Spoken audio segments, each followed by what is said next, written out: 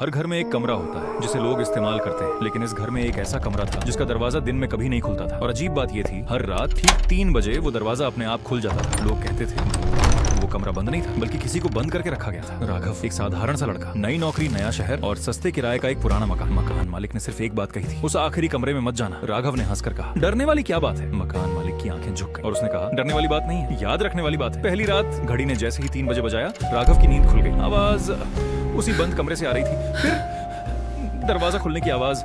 राघव उठा, लेकिन कमरे का दरवाजा फिर से बंद था। अगली सुबह उस दरवाजे के बाहर मिट्टी के गीले निशान थे, जैसे कोई अंदर से बाहर आया हो। हर रात वही समय, वही आवाज, वही दरवाजा। अब आवाजें साफ सुनाई देती थी। राघव, तू मुझे भूल गया? राघव का खून जम जाता। उसने मकान मालिक से पूछा।